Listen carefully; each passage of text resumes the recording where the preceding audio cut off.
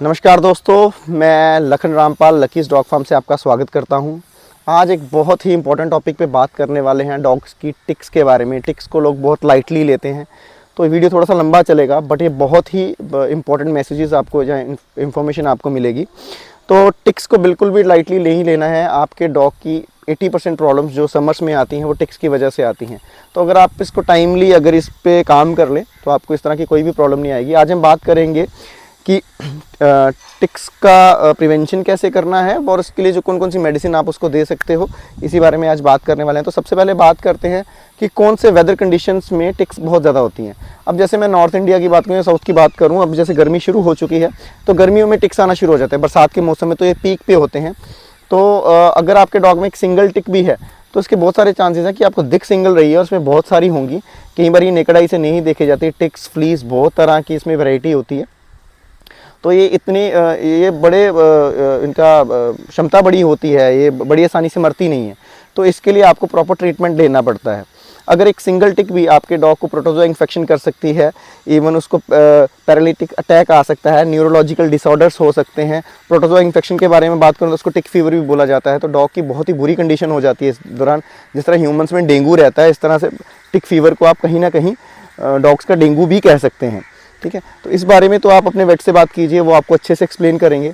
अब बात करते हैं कि उसको नॉर्मली हम किस तरह से बचा सकते हैं।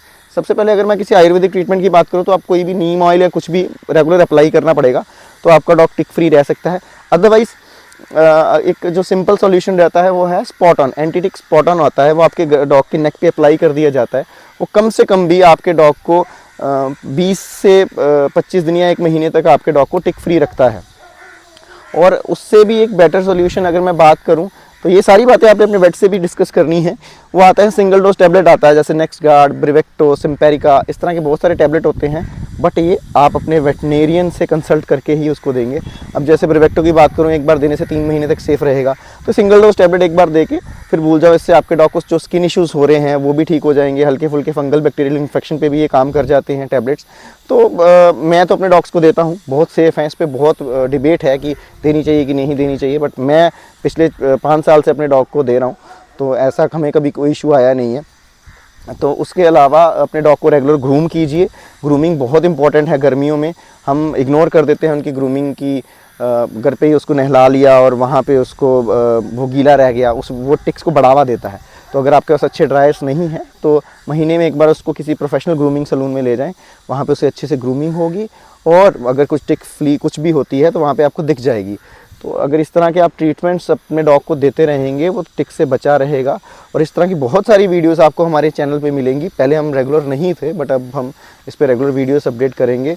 और उम्मीद करता हूँ कि आप मेरे चैनल को सब्सक्राइब करेंगे, क्योंकि इससे हमें मोटिवेशन मिलता है। और बहुत सारी वीडियोस बनाने के लिए हम बहुत स्टडी करते हैं कोई भी वीडियो बनाने से पहले। तो अगर आपका सब्सक्रिप्शन और शेयर वगैरह सब कुछ होएगा तो हमें इसमें बहुत मोटिवेशन मिलेगी। Thank you.